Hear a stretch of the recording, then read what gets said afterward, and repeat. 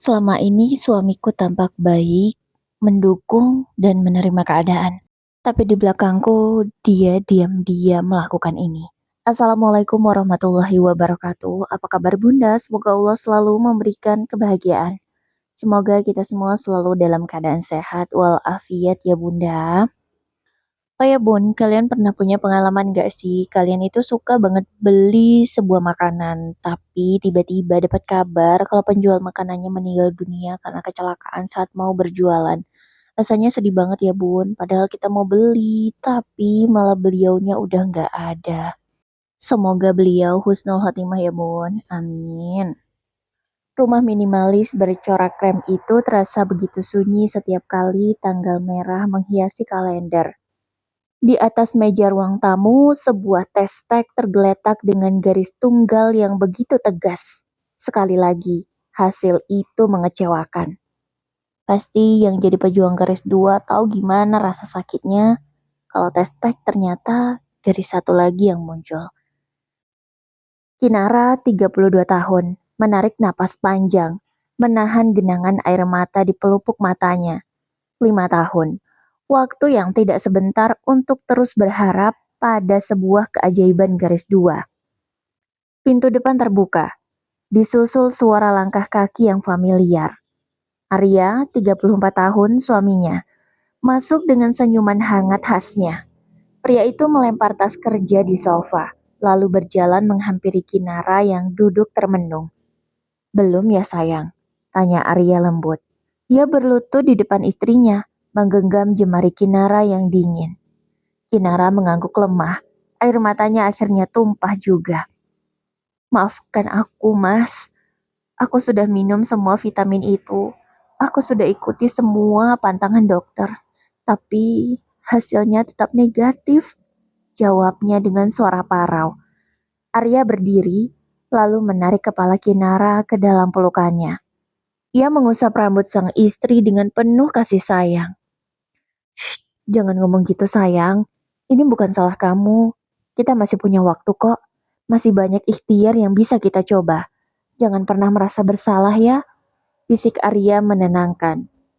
Di pelukan itu, Kinara merasa sangat beruntung memiliki suami seperti Arya. Di saat banyak wanita di luar sana disalahkan oleh suaminya karena mandul, Arya selalu ada di garda terdepan untuk melindunginya. Bahkan dari omongan pedas keluarganya sendiri, Kinara tidak tahu pelukan hangat itu hanyalah sebuah topeng dari monster bermuka dua. Suasana meja makan mendadak berubah dingin ketika Ibu Ratih, mertua Kinara, datang berkunjung tanpa memberitahu sebelumnya. Wanita parubaya itu baru saja menyuap sesendok nasi ketika matanya melirik ke arah sudut dapur. Kinara, sampai kapan kamu mau bikin anak saya nanggung malu? Ucap Bu Ratih tajam, meletakkan sendoknya dengan suara berdering nyaring di atas piring. Kinara yang sedang membereskan meja langsung tertegun. Maksud ibu apa? Tanyanya pelan. Jangan pura-pura tidak tahu. Ibu Ratih berdiri dengan mata melotot. Sudah 5 tahun. 5 tahun Arya menikah sama kamu. Tapi rahim kamu itu kosong melompong. Tidak ada gunanya jadi perempuan kalau cuma bisa ngerepotin suami dan tidak bisa kasih keturunan. Istri macam apa kamu? Ucap Bu Ratih dengan nada tinggi. Air mata Kinara kembali menetes. Ia menunduk, meremas kain lapnya. Kami masih berusaha, Bu. Dokter bilang, dokter terus alasanmu. Potong Bu Ratih sengit. Anak saya itu sempurna, mapan, ganteng. Harusnya dia dapat istri yang subur, bukan pohon mangga mandul seperti kamu. Kalau bukan karena Arya terlalu baik, sudah dari dulu saya suruh dia ceraikan kamu. Kata Bu Ratih lagi. Arya yang baru turun dari kamar mandi lantai atas, langsung mendekat. Ma, udahlah ma, jangan ngomong gitu ke Kinara. Ucap Arya dengan nada memelas yang sangat meyakinkan. Kamu terlalu lembut, Arya. Istri kayak gini tuh harusnya ditekan biar sadar diri. Gerutu Bu Ratih sambil menyambar tas tangannya dan berlalu pergi meninggalkan rumah dengan membanting pintu. Kinara menangis sesenggukan di pelukan Arya. Maafkan aku, Mas. Ibu benar, aku emang gak berguna, kata Kinara. Udah, jangan didengarkan omongan mama. Aku sayang sama kamu bukan karena anak, tapi karena kamu adalah kamu, ucap Arya lembut, mengusap punggung istrinya. Namun, di balik bahu Kinara, sudut bibir Arya terangkat membentuk senyuman dingin yang tidak terlihat oleh sang istri. Di ruang kerjanya yang sepi, jauh dari penglihatan Kinara, Arya membuka laptop pribadinya. Ia tidak masuk ke akun media sosial utamanya yang penuh dengan foto-foto mesra bersama sang istri. Ia membuka sebuah akun anonim dengan nama samaran, pejuang_lelah_90. Arya membuka aplikasi X atau Twitter dan mulai mengetik sebuah unggahan baru dengan jemari yang lincah. Punya istri mandul selama 5 tahun itu ujian hidup terberat. Capek banget di rumah disambut drama air mata terus. Kalau bukan karena kasihan, sudah dari dulu tak buang ke laut. Gengsi punya istri gak bisa ngasih keturunan. Kapan ya bisa bebas dari jeratan perempuan beban ini? Begitulah tulis Arya. Unggahan itu langsung disukai dan dikomentari oleh beberapa akun anonim lainnya. Arya tersenyum miring membaca balasan-balasan dari netizen yang menghujat sosok istri fiktif dalam cerita buatannya. Ada yang pro dan ada yang kontra. Tidak hanya di X, Arya juga aktif di sebuah grup forum rahasia. Di sana, ia sering membagikan keluh kesahnya. Memutarbalikan fakta seolah-olah dirinya lah korban dari keegoisan seorang istri yang tidak mau punya anak. Padahal kenyataannya berbanding terbalik. Arya menikmati peran gandanya, sebagai suami yang sabar dan penyayang di dunia nyata, dan sebagai suami yang penuh dendam serta rasa jijik di dunia maya. Malam semakin larut.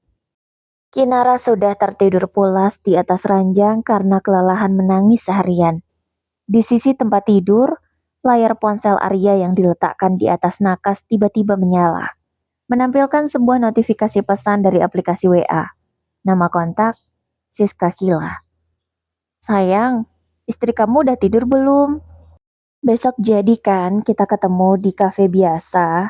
Aku kangen banget sama kamu. Kapan kamu mau tepati janji kamu buat nikahin aku?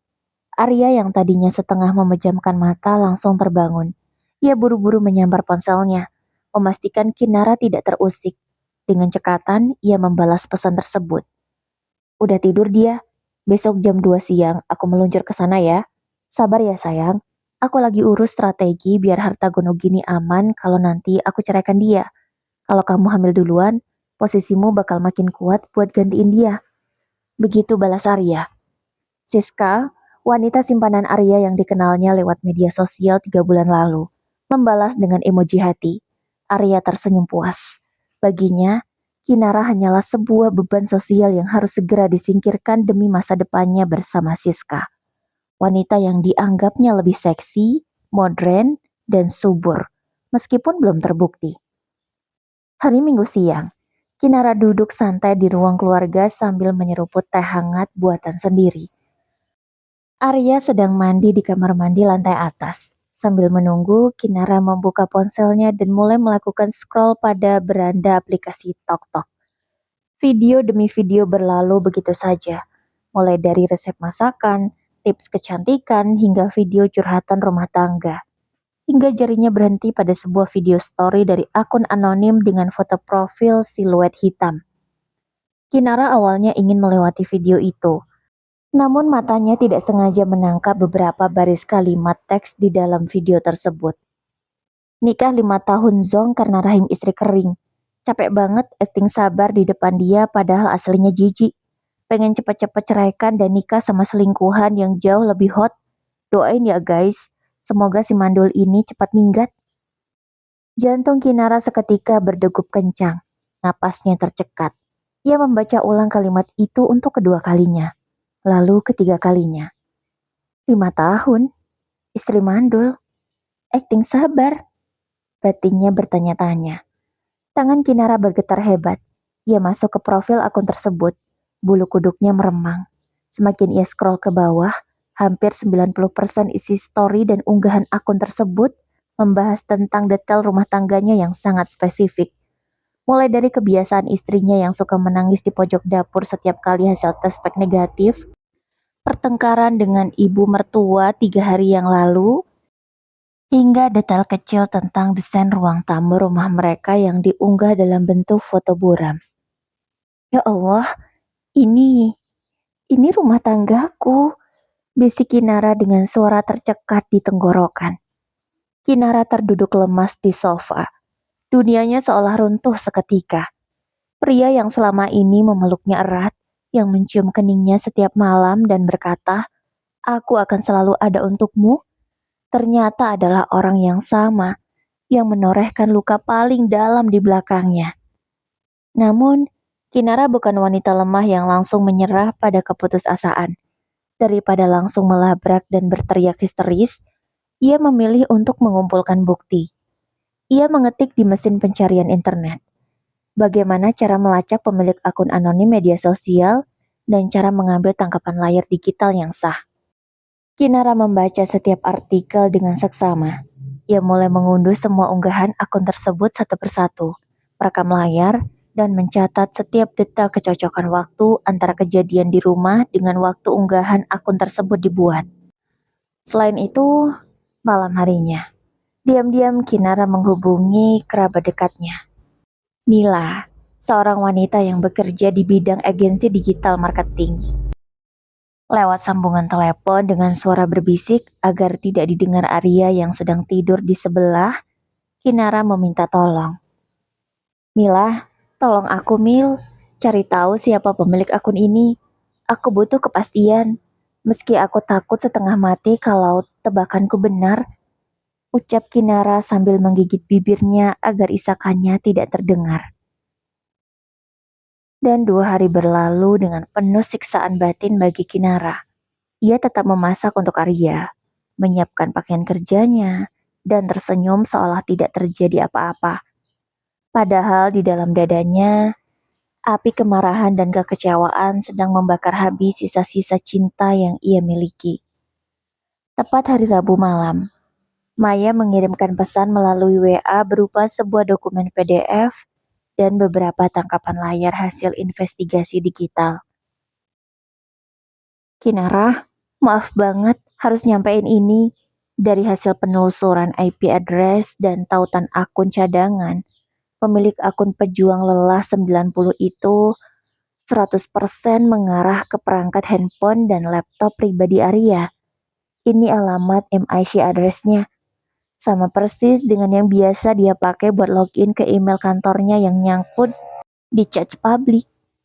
Tidak hanya itu, Mila juga mengirimkan tangkapan layar percakapan chat antara Arya dengan seorang wanita bernama Siska yang berhasil diretas lewat sinkronasi perangkat web yang lalai ditutup oleh Arya di laptop kantornya beberapa waktu lalu. Kinara membuka dokumen tersebut satu persatu. Foto-foto mesra Arya dan Siska di sebuah kafe, kalimat-kalimat rencana pernikahan siri, serta rencana Arya untuk mendepak Kinara setelah urusan harta selesai. Semuanya terpampang nyata di depan matanya. Kinara tidak menangis lagi. Air matanya sudah kering. Yang tersisa hanyalah rasa jijik yang luar biasa terhadap pria yang telah menemaninya selama setengah dekade itu. Malam itu, di atas meja rias kamarnya, Kinara membuka sebuah laci terkunci. Ia mengambil sebuah amplop coklat tebal berisi hasil pemeriksaan medis laboratorium rumah sakit besar yang dilakukan tepat 6 bulan setelah pernikahan mereka dulu. Selama ini, Kinara menutupi hasil laboratorium itu rapat-rapat demi menjaga harga diri suaminya di depan keluarga besar.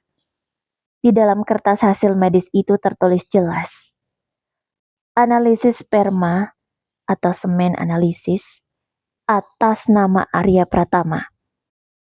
Jumlah sperma sedikit, pergerakan kurang aktif, dan bentuk tidak normal. Kesimpulan dokter, faktor utama kegagalan kehamilan berasal dari pihak suami, bukan istri. Kinara tersenyum pahit menatap kertas itu. Selama 5 tahun ini, ia menjadi tertuduh utama. Ia membiarkan dirinya dihina oleh ibu mertua, dicaci maki sebagai wanita mandul, dan direndahkan di media sosial oleh suaminya sendiri. Semua itu ia lakukan demi menjaga nama baik Arya, dan sebagai balasan, Arya menusuknya dari belakang dengan sebutan beban dan merencanakan perselingkuhan. Selama ini dia melakukan itu karena yang dia tahu dan yang dia rasakan, Arya adalah lelaki yang baik yang mau menerima kekurangannya. Tapi setelah tahu yang sebenarnya, ia merasa dirinya selama ini menjadi wanita yang bodoh. Bodohnya aku, gumam Kinara pelan pada cermin di depannya. Cukup sudah pengorbananku ini, sia-sia semuanya. Keesokan harinya, aroma harum masakan mengepul dari dapur. Kinara menyiapkan makan malam spesial dengan sangat rapi. Semur daging kesukaan Arya dan segelas air putih. Arya pulang kerja dengan wajah sumringah. Ia mencium pipi Kinara seperti biasa. Wah, masak apa nih? Harum banget. Kayaknya istimewa banget malam ini. Tanya Arya tanpa curiga sedikit pun. Iya, sangat istimewa. Jawab Kinara dengan suara tenang, tanpa senyuman palsu seperti biasanya. Mereka duduk di meja makan. Arya menyantap makanannya dengan lahap, sementara Kinara hanya duduk memperhatikan suaminya dengan tatapan tajam dan dingin. Kamu gak makan, sayang? Tanya Arya di sela kunyahannya. Kinara mendorong sebuah amplop coklat tebal dan sebuah map berisi print out tangkapan layar media sosial ke hadapan Arya. Arya menghentikan kunyahannya. Dahinya berkerut bingung. Apa ini? Tanyanya. Buka saja. Itu kado istimewa untuk malam ini. Jawab Kinara datar. Arya membuka amplop tersebut. Wajahnya yang tadinya ceria mendadak pucat pasi dalam hitungan detik. Kertas demi kertas berisi tangkapan layar akun pejuang _lelah_90, foto-foto mesranya dengan Siska, rencana pernikahan siri, hingga hasil laboratorium medis miliknya sendiri berserakan di atas meja. Ini apa maksudnya? Suara Arya meninggi, mencoba menutupi kepanikannya dengan nada bentakan. Kinara berdiri dari kursinya, menatap sang suami tanpa rasa takut sedikit pun. Kamu masih mau pura-pura bodoh, Arya? Kamu yang nulis semua hinaan itu di media sosial, kan? Kamu yang bilang aku istri mandul, beban, dan jijik. Dan kamu juga yang selingkuh sama perempuan bernama Siska itu? Tanya Kinara. Arya mendadak berdiri, napasnya memburu. Namun, beberapa detik kemudian, ekspresinya berubah drastis. Ia memasang wajah melas, mencoba memainkan jurus playing victim yang selama ini menjadi senjatanya. Sayang, kamu salah paham. Sumpah, itu akun dibajak orang. Aku dijebak, teriak Arya sambil mencoba meraih tangan Kinara. Perempuan bernama Siska itu cuma teman kantor yang suka cari muka. Aku gak ada apa-apa sama dia. Demi Allah, aku cuma sayang sama kamu, sayang. Kinara menarik tangannya dengan kasar. Jijik disentuh oleh pria di hadapannya. Cukup, Arya. Jangan bawa-bawa nama Tuhan untuk menutupi kebusukanmu itu. Semua bukti IP address, jejak digital, sampai log chat kamu udah di tangan temanku yang ahli IT. Kamu gak bisa ngeles lagi, kata Kinara tegas.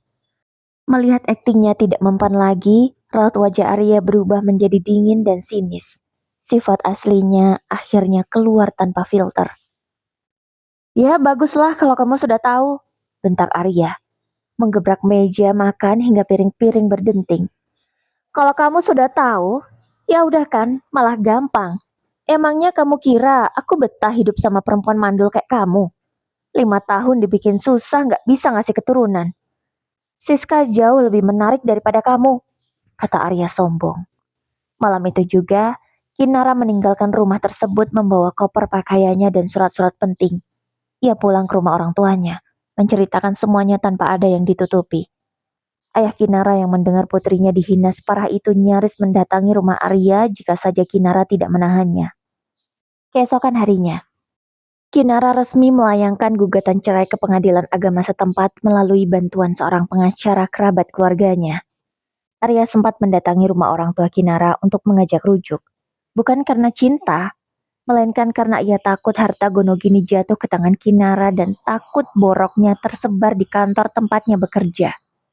Namun, penolakan tegas dari keluarga Kinara membuat Arya emosi dan mengancam akan mempersulit proses perceraian. Sidang pertama digelar, Arya datang dengan pengacaranya, bersikeras tidak mau bercerai dengan alasan masih mencintai sang istri dan menolak seluruh tuduhan perselingkuhan, menyebutnya sebagai fitnah dari pihak keluarga istri. Namun, di ruang sidang, pihak Kinara melepaskan senjata pamungkas. Seluruh bukti digital cetak dari akun anonim, log chat perselingkuhan dengan Siska yang dilengkapi cap notaris digital, serta hasil pemeriksaan medis laboratorium yang membuktikan bahwa masalah kesuburan justru berasal dari pihak Arya sendiri. Suasana ruang sidang terasa begitu tegang. Hakim ketua memeriksa satu persatu dokumen bukti yang diajukan oleh pihak pengacara Kinara. Wajah Arya yang tadinya arogan kini tampak pucat pasi. Ia tidak menyangka istrinya yang selama ini terlihat lembut dan penurut mampu mengumpulkan bukti komprehensif dan sekuat itu. Kebohongan demi kebohongan yang ia susun di persidangan runtuh seketika di hadapan fakta hukum yang valid. Setelah melalui proses persidangan yang cukup panjang dan melelahkan selama beberapa bulan, akhirnya tiba di hari pembacaan keputusan akhir. Hakim ketua mengetuk palu sebanyak 3 kali. Menimbang segala bukti, saksi, dan pengakuan dari kedua belah pihak, maka pengadilan memutuskan untuk mengabulkan gugatan cerai yang diajukan oleh penggugat Kinara terhadap tergugat Arya. Hubungan pernikahan dinyatakan putus secara hukum terhitung sejak hari ini. Kinara menarik nafas panjang. Beban berat yang menghimpit dadanya selama 5 tahun terakhir seolah menguap begitu saja bersamaan dengan ketukan palu tersebut. Ia resmi bebas dari jeratan pernikahan yang toksik dan penuh kepalsuan. Waktu berjalan dengan cepat. 2 tahun telah berlalu sejak hari perceraian itu. Kinara menata kembali kehidupannya dari nol. Ia fokus pada pengembangan karirnya sebagai desainer interior independen. Dan perlahan-lahan luka hatinya telah sembuh sepenuhnya berkat dukungan keluarga dan sahabat sejatinya. Di sebuah galeri seni di pusat kota, takdir mempertemukan Kinara dengan seorang pria bernama Danu, yang usianya 35 tahun. Danu adalah seorang arsitek rekanan proyek yang dikenalkan dalam sebuah lelang desain kantor. Pertemuan profesional itu lambat laun berkembang menjadi kedekatan yang tulus. Danu adalah pria yang hangat, jujur, dan tidak pernah menuntut apapun. Ia tahu masa lalu Kinara, dan alih-alih menghakimi, Danu justru merangkul segala kekurangan dan trauma yang pernah dialami wanita itu. 6 bulan setelah kedekatan mereka resmi terjalin dalam ikatan suci pernikahan, sebuah keajaiban yang selama ini dinanti-nantikan akhirnya datang menghampiri. Pagi hari itu, Kinara menatap tespek di kamar mandi rumah baru mereka. 2 garis merah muncul dengan sangat jelas dan terang benderang. Kinara menutup mulutnya dengan kedua tangan. Air mata bahagianya tumpah seketika. Ia keluar kamar mandi dan langsung memeluk Danu yang masih setengah mengantuk. "Mas, aku positif," bisik Kinara di sela tangis bahagianya. Danu memeluk istrinya erat-erat, mencium seluruh wajah Kinara dengan penuh rasa syukur. "Alhamdulillah, terima kasih ya Allah. Terima kasih sayang," kata Danu dengan suara serak khas orang bangun tidur. Di belahan kota yang lain, kabar kehamilan Kinara akhirnya sampai juga ke telinga Arya melalui mulut ibu mertuanya yang kebetulan mendengarnya dari tetangga lama. Arya tertegun di ruang kerjanya. Setelah resmi bercerai dari Kinara, Arya langsung menikahi Siska, wanita selingkuhannya saat itu, dengan harapan bisa segera mendapatkan keturunan dan membuktikan bahwa dirinya pria yang subur serta sempurna. Namun, kenyataan pahit menampar wajahnya keras-keras. Sudah lebih dari 2 tahun menikah dengan Siska, wanita itu sama sekali tidak menunjukkan tanda-tanda kehamilan. Berbagai klinik fertilitas sudah mereka datangi, menghabiskan banyak biaya, namun hasilnya tetap nihil. Siska yang tadinya manis, kini berubah menjadi pemarah dan sering menuntut materi yang berlebihan. Pertengkaran demi pertengkaran mewarnai hari-hari baru Arya. Siska bahkan mulai sering menyindir Arya di media sosial dengan akun anonim miliknya sendiri, menyebut suaminya tidak becus memberi keturunan. Karena setelah melakukan pemeriksaan beberapa kali, hasilnya tetap sama. Masih Arya yang bermasalah, spermanya belum bagus. Karma benar-benar berlaku adil. Putaran waktu membuka rahasia besar yang selama ini ditutupi oleh Arya. Bahwa selama ini bukan Kinara yang mandul, melainkan kualitas sperma Arya sendiri yang memang bermasalah sejak awal. Sore hari yang cerah di taman kota, Kinara berjalan santai dengan mengenakan dress hamil yang memperlihatkan perutnya yang mulai membuncit usia 7 bulan. Di sampingnya, Danu berjalan dengan penuh siaga, menggenggam tangan istrinya erat-erat seolah takut terjatuh. Mereka berhenti di sebuah bangku taman untuk menikmati es krim. Kinara tersenyum kecil melihat pantulan wajahnya di layar ponsel yang kini jauh lebih tenang dan bercahaya dibanding beberapa tahun silam. Ia teringat pada masa-masa kelam di mana ia pernah merasa menjadi wanita paling gagal di dunia. Dihina mertua, ditusuk dari belakang oleh suami sendiri lewat akun palsu, dan disalahkan atas takdir yang bukan kuasanya. Lagi mikirin apa sayang? Tanya Danu lembut sambil mengusap puncak kepala Kinara. Kinara menggeleng sambil tersenyum manis, menyandarkan kepalanya di bahu sang suami. Gak ada apa-apa mas. Aku cuma bersyukur banget sama jalan hidup yang Allah kasih sekarang, jawabnya. Danu mengecup kening istrinya penuh kasih. Kamu berhak bahagia, Kinara. Kamu wanita hebat. Memang harusnya seperti ini, kata Danu. Di bawah langit sore yang hangat, Kinara menyadari satu hal, bahwa badai paling dahsyat sekaligus pada akhirnya akan digantikan oleh pelangi yang indah bagi mereka yang sabar dan tawakal. Masa lalu yang busuk telah terkubur dalam-dalam. Sementara masa depan yang penuh berkah kini tengah ia rangkuh bersama pria yang benar-benar mencintainya apa adanya. Ya begitulah kehidupan dan begitulah wanita ya bun. Sebagai seorang wanita memang menjadi pihak yang sering disalahkan jika rumah tangga belum ada keturunan. Padahal punya anak itu kan berdua, bukan cuma istri atau suami. Ya seharusnya jadi tanggungan berdua dong. Dan satu hal yang harus kita ingat, punya anak dan gak punya anak itu kuasa Tuhan. Kita sebagai manusia hanya bisa berusaha.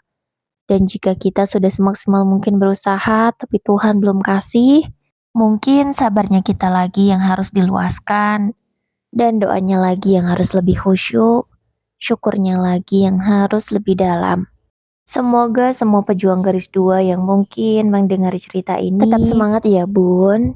Kita nggak pernah tahu masa depan seperti apa. Yang penting kita selalu berdoa, berusaha. Karena BTW aku sendiri juga pejuang garis dua bun. Aku udah 8 tahun menikah tapi belum diberi keturunan. Dan alhamdulillah sampai detik ini aku masih menikmati semua proses yang aku jalani. Semangat ya bunda-bunda, sehat selalu. Wassalamualaikum warahmatullahi wabarakatuh. Bye-bye.